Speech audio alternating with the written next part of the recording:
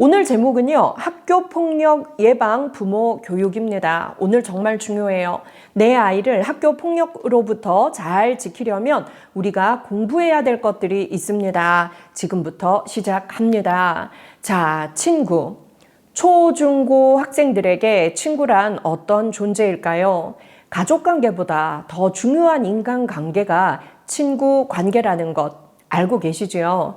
신학기는 이 친구를 사귀기 위해서 전쟁이 일어나는 시기입니다.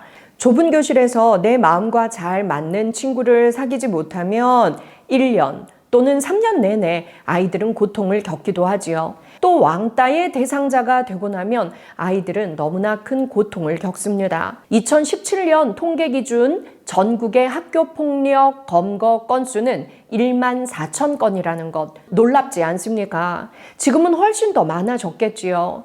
모든 학교폭력의 가해자들이 검거되는 것은 아니기 때문에 검거 건수가 1만 4천 건이라는 것은 숨어서 울고 있는 피해자들이 훨씬 많다는 걸 알려주는 수치이기도 합니다.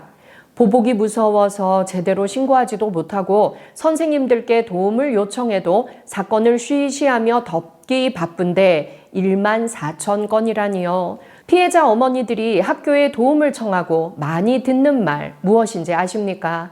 애들 문제는 개입하기 힘든 부분이 있다. 학교 명예가 있으니 언론에는 알리지 말아달라. 폭력을 확인할 만한 녹취록이나 SNS 증거가 없으면 경찰도 도와주기 어려운 경우도 많습니다. 아이들은 고민합니다. 전학을 갈까? 라고 말이지요. 하지만 전학을 가더라도 영악한 가해자들은 어디에나 있기 마련입니다. 그래서 우리는 공부해야 되고 내 아이를 지켜내야만 합니다. 피해자들의 상처는 얼마나 클까요? 외상 후 스트레스 장애에 시달리는 청소년들은 정말 많습니다. 학교폭력 때문인데요. 자, 이 외상 후 스트레스 장애에서 가장 먼저 필요한 것은 스트레스의 원인을 제거하고 벗어날 수 있도록 어른들이 도와줘야 합니다. 하지만 학교폭력 피해자들은 여전히 가해자들과 함께 같은 학교를 다니고 있는 경우가 많았습니다. 그러다 보니 학교폭력 피해자들의 트라우마는 유통기한이 없는 계속해서 이어지는 상처이기도 합니다. 자, 가해자들에게는 문제가 없을까요? 가해자들의 인성을 마비시키는 것 바로 학교폭력입니다. 자기 명령에 따르는 친구들 위에 군림하는 경험, 아주 강력한 쾌락인데요. 갑질의 쾌감은 쉽게 잊을 수가 없습니다. 폭력에 중독되는 것이죠. 성인 범죄자들 이상으로 힘과 폭력을 마음껏 휘두르는 가해자들도 많습니다. 내 아이가 이 학교폭력의 가해자가 되지 않도록 지켜내는 것도 우리 양육자들의 역할이라는 것 꼭 기억해 주십시오.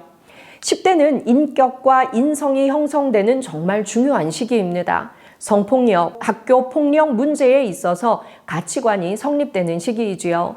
미성년자 초범에게는 우리나라 법이 너무나 허술한 것도 사실입니다. 이 가해자들은요, 재판에 회부되고 나서도 거짓 반성문, 그리고 합의하려는 거짓 노력, 그리고 선처해달라는 눈물 연기로 죄질에 비해서 처벌은 아주 가볍게 받는 경우도 많이 있습니다. 그래서 뒤바뀐 피해자와 가해자를 종종 만날 수가 있는데요. 개인이 감당하기 힘든 고통을 해결해 주는 것이 학교폭력 대책 자치위원회라는 시스템의 역할입니다. 하지만 학교에서는 부모님들에게 설득합니다. 우리 아이들끼리 화해하도록 좀 도와주는 건 어떨까요? 정말 이 사건이 학폭위까지 가기를 원하십니까? 가해 학생들의 생활기록부에 남습니다. 이 아이들이 대학 갈 때 큰 문제가 생겨요. 같이 아이를 키우는 입장에서 우리 좀 용서해주면 어떨까요? 학교 측과 가해자 부모 측이 피해자 학생과 피해자 부모를 계속해서 설득하는 겁니다. 이럴 때 피해자와 피해자 부모는 2차 상처를 받게 됩니다. 피해자임에도 불구하고 죄책감을 느끼는 분들도 계시고요. 또 이런 일들을 겪으면서 교사로서 아주 상처를 받고 힘들어하는 분들도 많으십니다. 피해자도 나의 학생, 가해자도 나의 학생이기 때문에 선뜻 누구의 편에 서기가 어려워서 고통을 겪는 교사들도 많다는 거죠. 그래서 힘들어하는 우리 선생님 때문에 가해자를 쉽게 용서해버리는 피해자 부모님들도 많으시다는 겁니다. 하지만 이래서는 안 됩니다. 피해자 학생을 최우선으로 보호해야 합니다. 학교도 학부모도 모두가 힘을 합쳐서 이 피해 학생을 최우선으로 보호하는데 모든 노력이 합쳐져야 한다는 것이죠. 자, 피해 학생과 부모님들은 꼭 기억하십시오. 가해 학생이 합당한 처벌을 받기 원한다. 용서와 화해는 그 다음 문제다. 라고 입장을 강력하게 끌고 가셔야 합니다. 마음을 굳게 먹고 단호해지셔야 내 아이를 보호할 수 있고 또 2차 피해자를 막을 수가 있습니다. 또 학교 측에 부탁드립니다. 가해 학생이 아직 어려서 뭘 잘 몰라서 그랬다. 용서해주자. 이런 입장은 버려주십시오. 그 가해 학생을 위해서도 이렇게 쉽게 용서하는 것은 도움이 되지 않습니다. 피해자를 보호하고 가해자를 훈육하는 입장에 서 주시기를 학교 측에도 우리는 강력히 요구할 수 있어야 합니다. 가해 학생의 부모는 쉴 새 없이 피해 학생의 부모에게 연락하고 찾아와서 용서와 화해를 해달라고 애원할 것입니다. 가해 학생의 부모는 내 자식이 너무 힘들어한다. 제발 용서해달라. 라며 슬픔과 혼란에 빠진 피해 학생의 부모를 비난하고 괴롭히기도 합니다.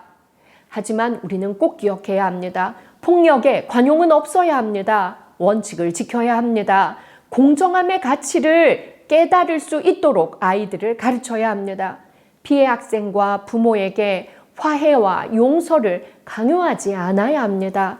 피해 학생과 부모는 섣불리 동의해선 안 됩니다. 피해 학생과 피해 학생의 부모가 이렇게 단호하게 했을 때 가해자들로부터 더 큰 고통에 시달리게 되지 않을까 겁이 나시죠? 바로 그 약한 마음을 가해 학생들은 노리고 있다는 것 잊지 마시고 피해 학생의 부모와 학교가 힘을 합쳐서 피해 학생들을 보호하는 것에 우리는 더 힘써야 합니다.